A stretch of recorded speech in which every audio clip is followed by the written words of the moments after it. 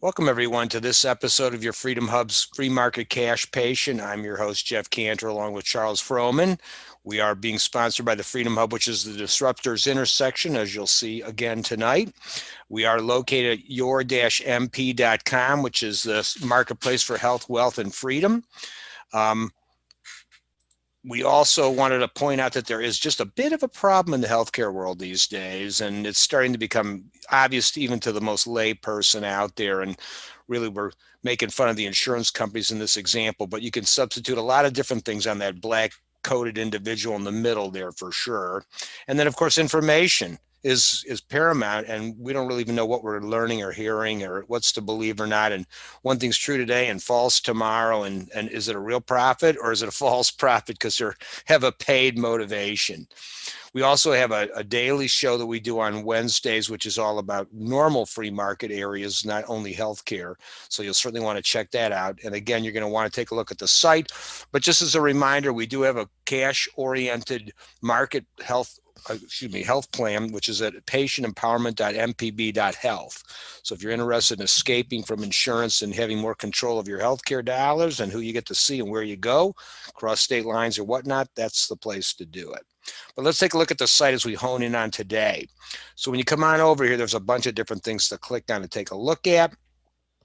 Under the home tab, we've got the webinars, which is where we're at right now, but we also have continuing the conversation, and that's a critical function because after you've had a chance to hear the speaker, you might want to get engaged with that person. So on this page, we let you link to all the people that have been on the show in the past. You can blog with them, follow them, buy stuff, lobby, donate, just kind of whatever fits the bill, you'll be able to tap into that. And then also under the Freedom tab, we've got Fighting for Freedom. This is an important one as well, because here we feature some of these action items that are out there, unfortunately, to deal with. And then here's a little array and an ever-expanding array of organizations that are fighting for our health. For our freedom, I should say. So you'll definitely want to tap into that too. But let's say we're trying to find out what's going on today. So we want to hover over the home page and click on the webinars tab. And when you get here, it gives you a little info on what we do. And then it breaks out the 2 webinars of the day. And then on top of that, if you scroll down a little further, you're going to see that this is where the guests coming up are being listed. And very importantly, a little further down, these are the links where the videos reside. So this video will be posted by weekend. It's going to be on BitChute, Brighteon, YouTube, and Rumble. So whichever you prefer, let's click on Brighteon for a quick moment. So you'll see there's a wealth of videos. We've been doing this every Wednesday for years. So there's some really fantastic ones to check out. And sadly, some of this stuff is as current as today, even though it's already old, because the problem still exists. So you definitely want to take advantage of finding out about those and sharing those as well.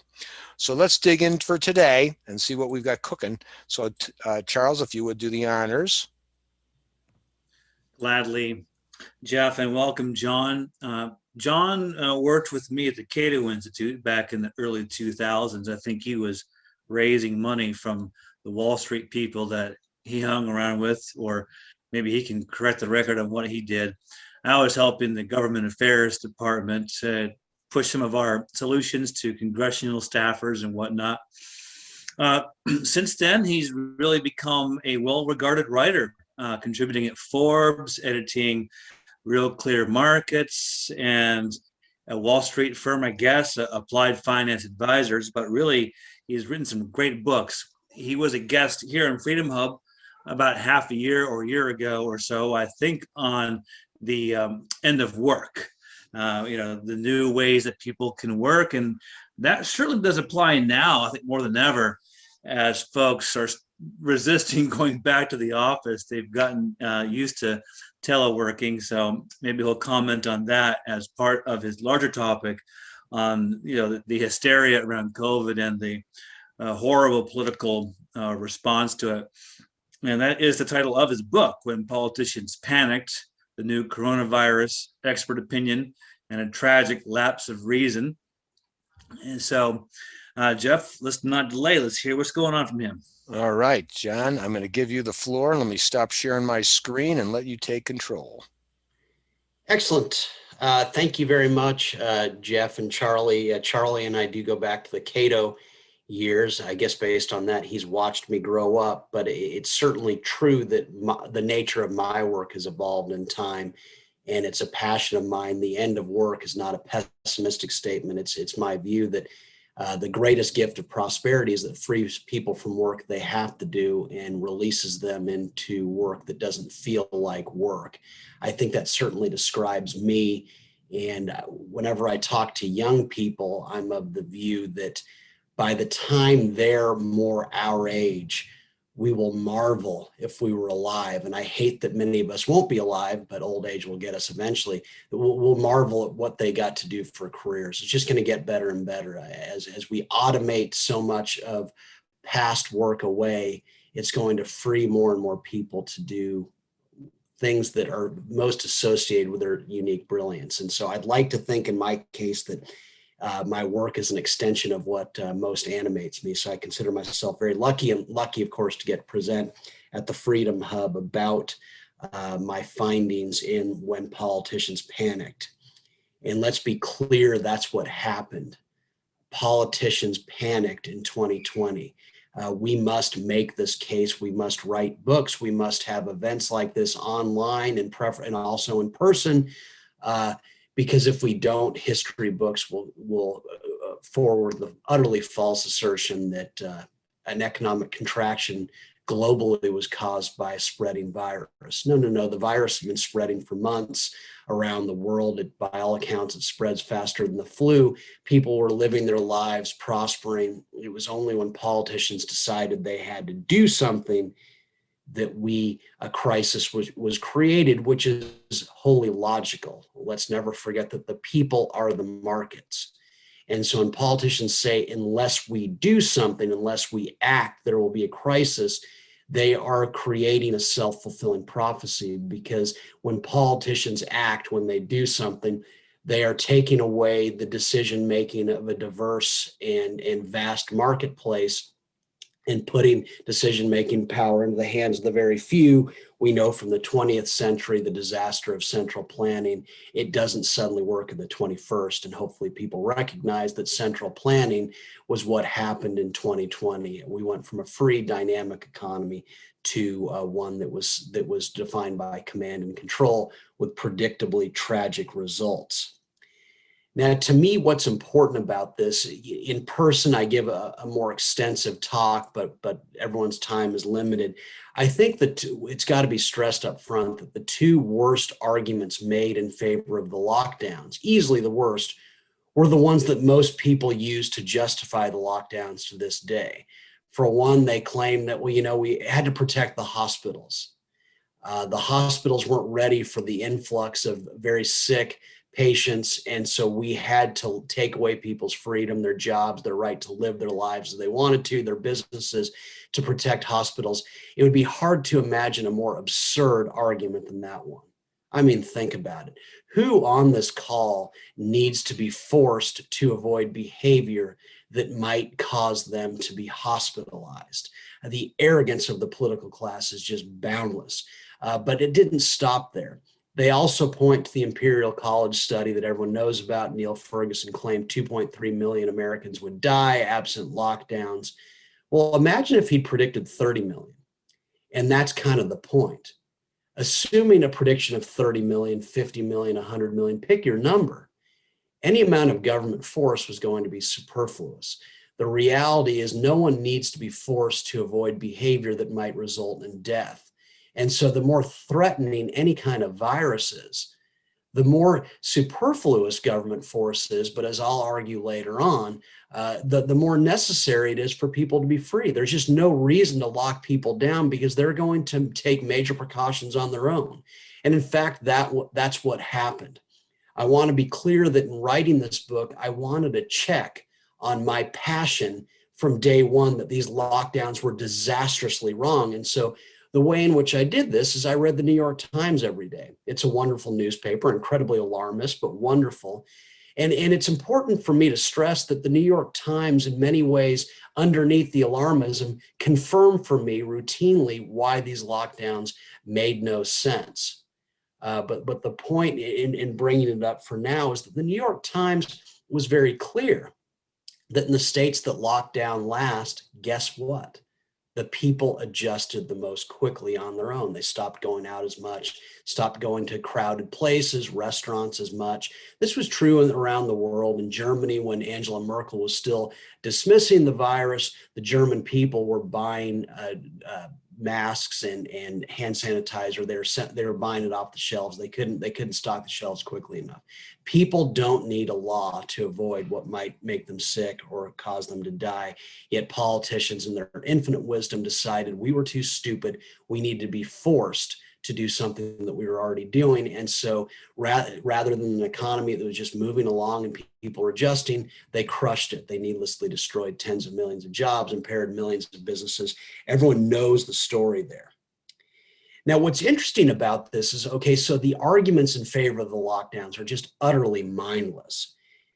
But you think about it in a broader sense, their obvious solution was, well, we will pursue economic desperation as a virus mitigation strategy.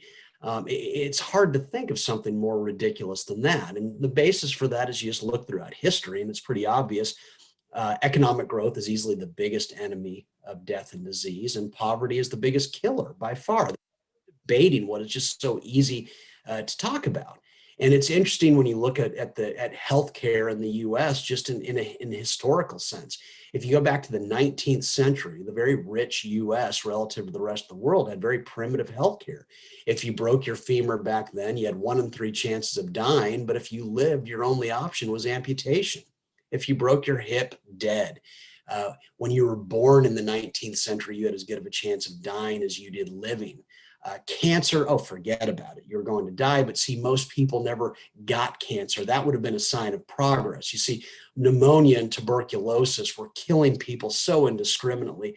Very few people lived long enough to be lucky enough to get cancer.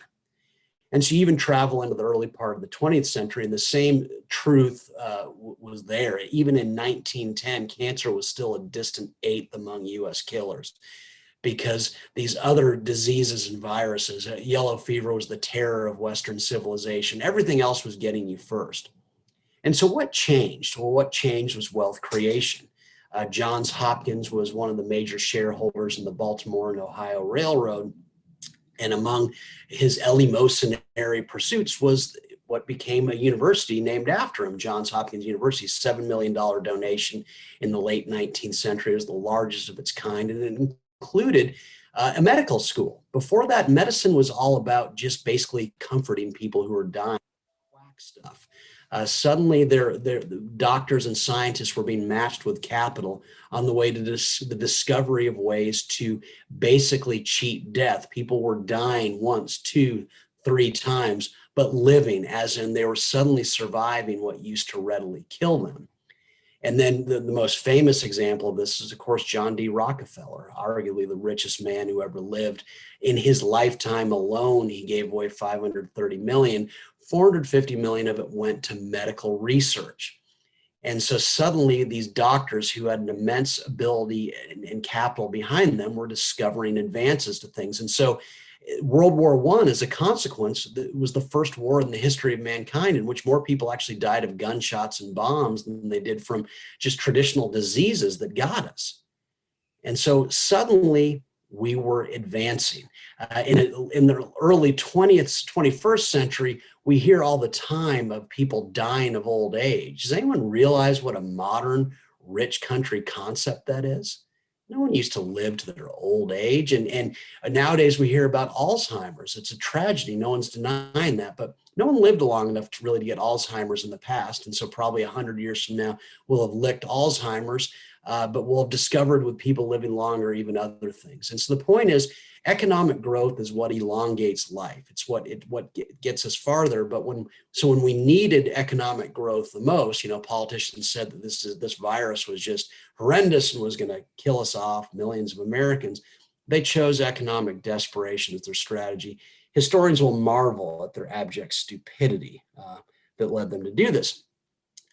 At which point we've got to remember that free people don't just produce economic growth. There's no doubt they do, and it's a wonderful thing. But we've also got to remember that free people, most importantly, it's a virtue on its own, because free people are a marketplace. Free people produce information. And this was very important going into 2020, into March of 2020, because there's so much we didn't know. And that's why you don't want one size fits all solutions. You want a variety. Many of us are libertarians on this call. I know libertarians who didn't go into a restaurant for over a year. So even in our crowd, people were taking immense precautions. Well, you need people like that. You need to find out if that behavior associates with good outcomes. I'm skeptical. The idea that you can just run and hide from a virus and hope that it'll just go away and find someone new defies historical realities, but you need people like that. I think New York sort of disproved that strategy. As of May of 2020, 2/3 of those hospitalized have been sheltered in place. But again, you need that strategy. You need people like my occasionally annoying wife. She excuses her actions because she had just produced our second child. But quite literally, whenever I'd walk in the house, she would badger me about washing my hands. She'd follow me around until I did it. If we went on walks and someone walked by us, she would jump out in the street and demand that I do the same thing, because she had bought into the hysteria that said humans, the very humans who'd driven all progress, were suddenly a lethal menace to one another. Okay, but you need people like my wife. You need to find out if that sort of excessive caution does you any good. You also need people like me. For me, I couldn't wait to get out. I refused masks every chance I got. But the main thing is, any chance to get out of the house, I took it. Going to the grocery store was the highlight of my day, because I wanted to be around other people. I would purposely forget things at the grocery store so that I could go back. I just needed to be around other people. You need people like me. You also need people like my science-denying parents in Pasadena, California, 80 and 77. They refused to let a virus affect their lives to the extent that they could avoid it. Their doctors are saying, don't go into grocery stores, have all those subhumans who deliver food, Grubhub and Postmates, and deliver dinner, have them bring it to you, and don't let them come near you. They're probably infected. They've got cooties. My parents refused. To the extent that they could be out, they were out. They'd grown up with polio and other things. They weren't going to let a virus hold them down. So you need people like that. Some doctors said they're taking big risks, but you need people like that. And most of all, you need young people. You need young people to throw caution to the wind. And many of them were going to take excessive precaution, but many were going to go to every bar, if free, and party they could and make out with every girl and guy they could. You desperately need people like that. They're arguably the most important people of all, because expert opinion rarely ages well. And so you need the control groups who ignore expert opinion to find out how much is true of what experts say.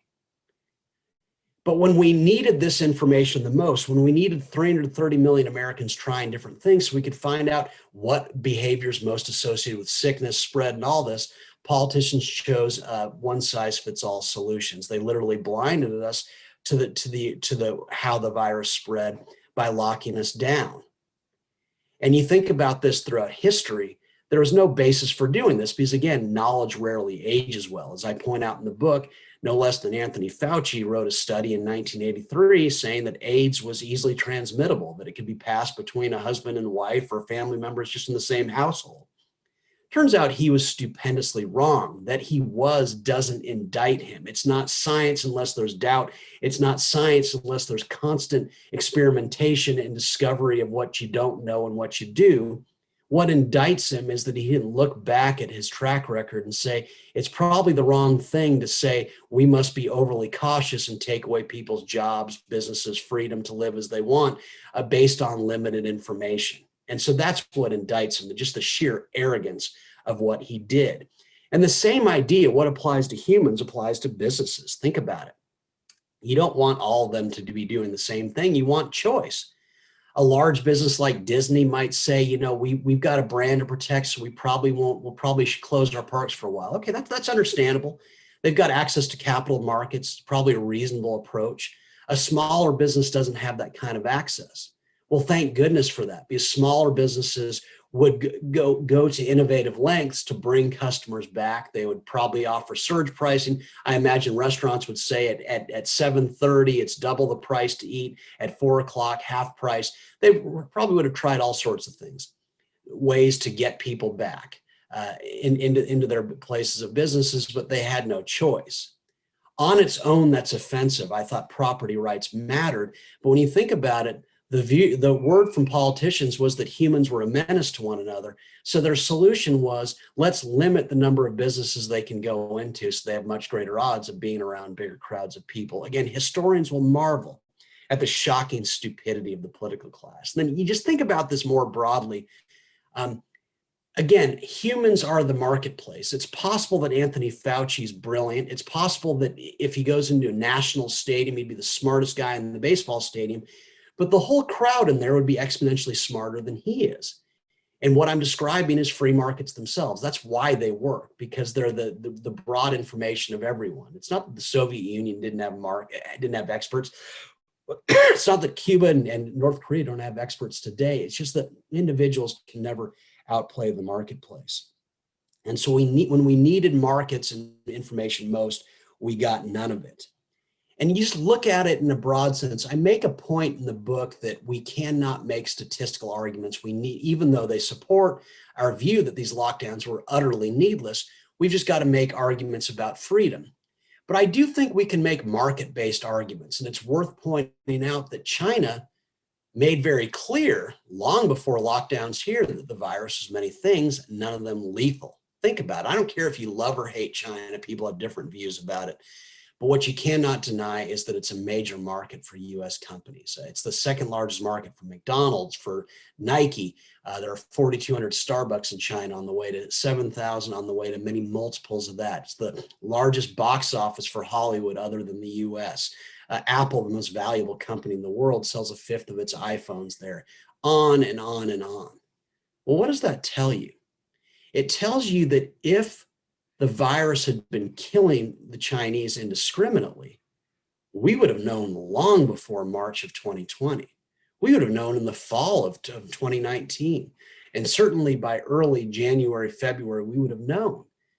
And US markets would have been collapsing to reflect the dying off of a major market for those companies. Because remember, the Chinese dithered for months as the virus spread. Good thing they did. Let's never forget that New York dithered for months. Probably Washington, D.C. did too. The constant flights from China and back, all that time, the idea that it wasn't spreading here defies basic common sense. The main thing is we knew from China, market signals were very clear because US shares were hitting all-time highs in January and February, that again, the virus was many things, none of them lethal. But we did this anyway, and we just needlessly destroyed lives. You look at, I can't live without my work. It's what I do when I'm not working, I'm working because I love it so much. I can't imagine what I would have felt like if they'd taken away my livelihood, yet we did it to all too many people. You think about someone who has the courage to start up a business. It's such a rare thing to do. It's such a miracle because it's a presumption that the markets haven't properly put a price tag on what people want. And yet when these business owners were suddenly forced to give up all the market share and customer goodwill that they'd spent so many years and decades building, it's sickening to think about. And it just brings us back to the basic truth that this can never happen again. And it's why we've got to make a freedom argument. Freedom works. Freedom produces the information about people that you need if a virus is spreading. Freedom essentially also produces the economic growth. But the main thing is, no matter what, I'd be for freedom against the lockdowns, even if you could prove to me what you can't, that they actually saved lives. Of course they didn't. And so we've just got to say that they could never do this again, because if we don't, if we make it statistical, rest assured that in the future, when the next virus reaches us and pathogens are a fact of life, experts will trick politicians again. They'll say, well, you know, this time is different. We need to take away freedom and work opportunity and all this time because it looks like the virus hits young people. No. If it hits young people, people who are the marketplace will adjust on their own. They do not need to be forced by the political class. Never, ever again. And so I'll leave it there.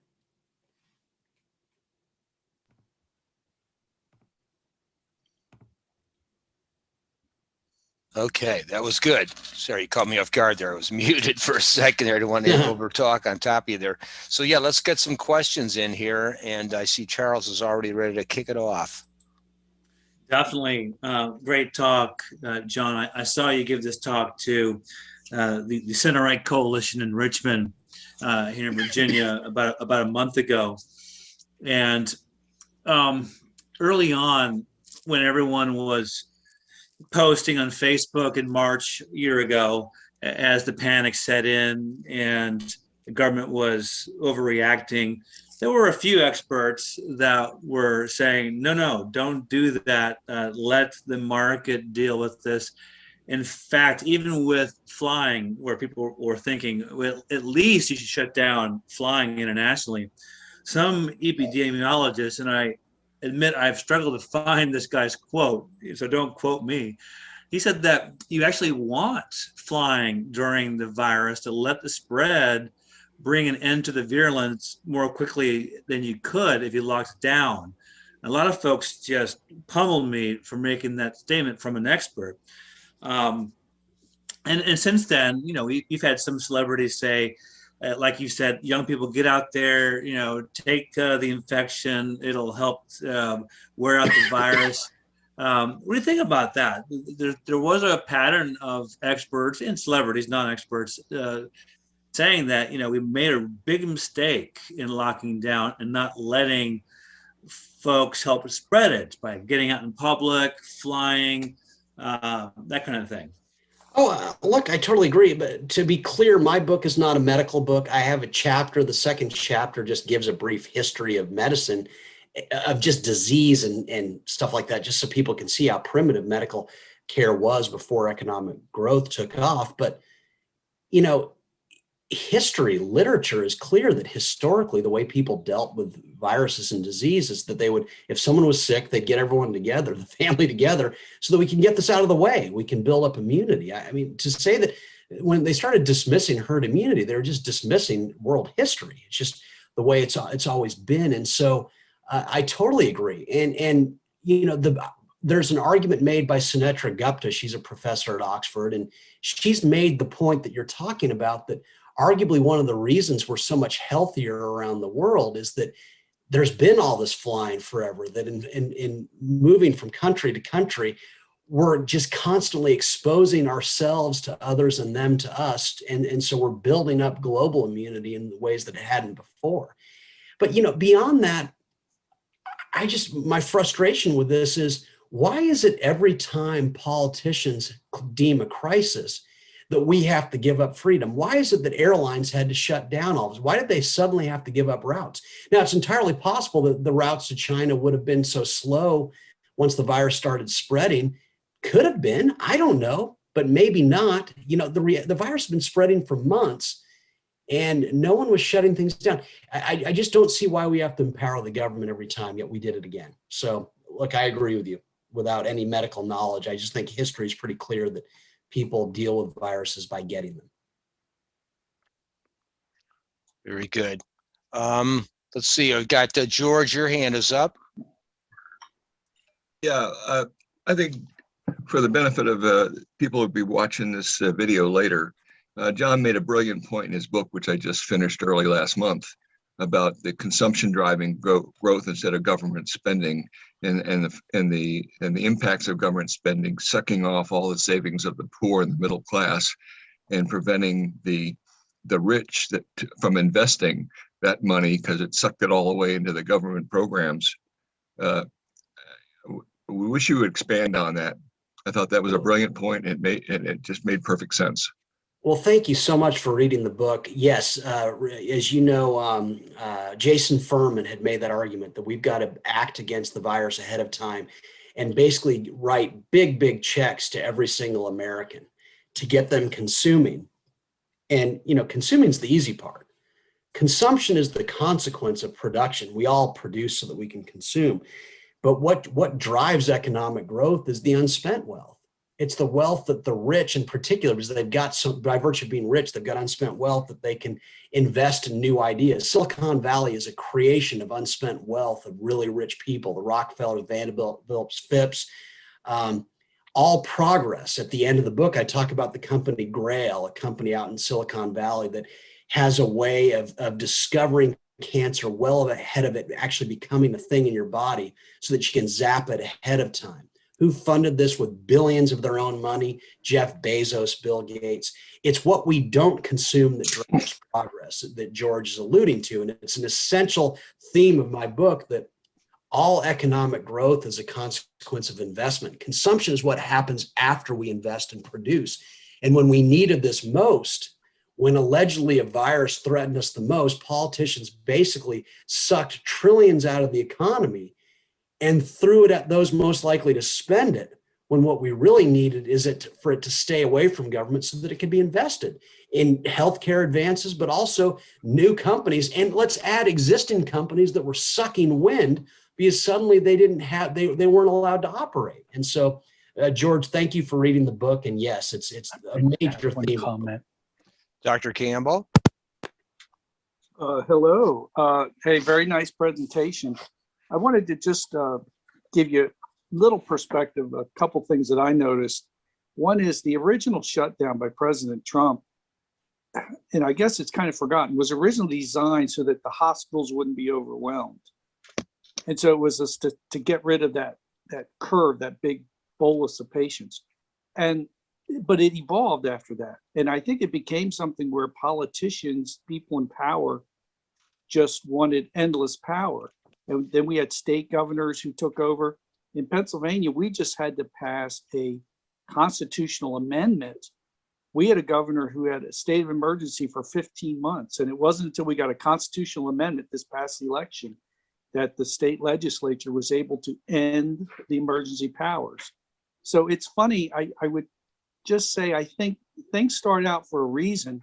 Then that reason, the goalposts get moved, and all of a sudden the politicians fill that void with their power-hungry motivations. And so that's my perspective on it. But I love your talk and your presentation. Well, thank you very much. And certainly, as I point out in the book, there's that old Randolph Bourne quote that war is Health of the state. Health of the state. And I add the corollary to it, that crises are the state's oxygen. My one quibble, if that's the word, I never found the hospital argument remotely compelling. And I didn't and don't, not because it came out very quickly that most hospitals were empty and they were going bankrupt, but really, who needs to be forced to avoid behavior that might result in hospitalization? The reality is, once again, that Americans were adjusting on their own. They didn't need to be forced to avoid what might result in immense sickness. We knew long before the virus, just from our mates, the people around us. My wife never opens up a door with her bare hands. She's constantly washing her hands. She's a germaphobe. The idea that I found the hospital argument incredibly without merit. All right. Charles? John, we're not out of the thick of things yet. We've all seen the videos with the world leaders repeating the Great Reset refrain, build back better. The government health service in Britain is now going to, deny full treatment to the unvaccinated. We know about that nurse in a Texas hospital who lost her court case to keep her employment without getting vaccinated. The government says it's not going to impose vaccine passports, but the writing's on the wall through subtle coercion and indirect pressure.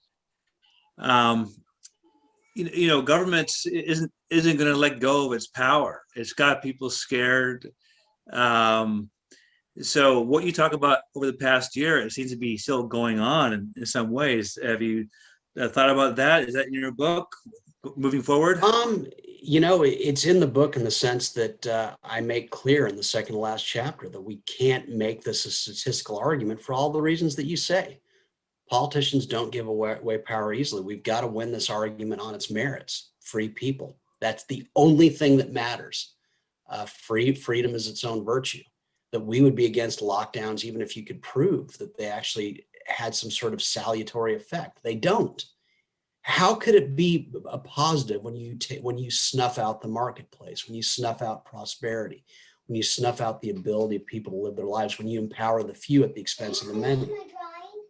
Oh, not yet, Claire, but I'll be right out though. Sorry about that. So no, and so you're right. It's very possible that this could happen again, and that's why I think it's essential that we make these arguments, because there will be other pathogens. They're a fact of life, and unless we make a winning argument this time, why'd you leave the cookie here? They'll look for excuses to lock down again. Oh, here you go. See, that's what you get for withholding the cookies. That's right. So I was the only guy with small kids who interrupted my webinars. None tops the one we had where the kids started photobombing him from the back seat of the car while he was talking. He didn't even know that was going on behind him. That was a classic. Yeah. The other thing is, though, you know, it looks like we're going to need some safeguards as far as like trying to drive some quality people into office for a change, because a lot of what you're describing, we can compel everybody, but are any of the representatives going to follow suit? They all seem like they're all in cahoots with each other. How do we sort of make some of that change take place? Well, you know, you make it a very interesting point, and let's never forget that people go into politics because they want to do something. My only hope with this, however, is that the American people are so chastened by what happened that they won't allow this again, that they've witnessed just how much damage people can do in short order. I think that's the better solution. I do get the feeling that we're going to be experiencing the political repercussions of this for many, many decades ahead. I can't prove it. It's just a guess that this was so negative, and we're going to be suffering the negative implications of this for a long time. You look at the people whose lives were needlessly set back by this, the families, the kids that were literally didn't get to be around other people for the longest time. I think there's going to be a very large electoral reaction that's going to make maybe the 2016 surprise seem small by comparison. Again, it's just a speculation, but Charlie, I don't think this is over with by any stretch. You don't lock down people in general, but in particular, you don't lock down the American people who quite literally descend from people, the crazies of the world, who crossed oceans and borders for a taste, not of security, but of freedom. And so my strong sense is this is not over yet. And that's why I think it's important that we make our cases now, we write books, because we need to be, there's going to be more ahead. Who knows what? Although it does seem like people have become motivated to kind of get off the couch to be in office, as you can see those last couple of years when Trump was in there, and what's happened of late of all like the citizen person suddenly becoming the politician, or appearing at these school boards in droves and the like. So this might have fueled what you're proposing, in other words, which is great. I think you're right. I think it was an awakening. Let's put fuel in the fire. Everyone got to see what's going on at school more up close, and like you said, Fauci and all these guys, you know, ruined their own reputations before our very eyes. They did. They made government. They revealed everything that people have been told about government, but just made it look that much worse. And so, I think you're right. If there's a positive that comes from this, it's that people got to see up close just how much damage nail-biting politicians can do. And I think it'd be foolhardy for the politicians to presume that people didn't learn from it. They're going to remember this. And one thing, I apologize, as you can see, I've got to get back to family life, but I hope everyone knows how grateful I am that you asked me to do this. And I'm so flattered you'd take the time to listen to me, and in a perfect world, I'd have endless more time, but I've got to help out, put the monsters down for bed and everything. So I really appreciate you having me on. You can go read them some. Thank you so much, Jeff. Thank you. We appreciate it. This was great. George, we're going to get some my book, There you go. Well, we're going to get more of that.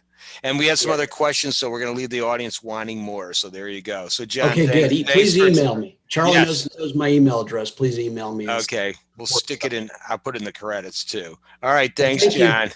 All right, bye, guys. guys.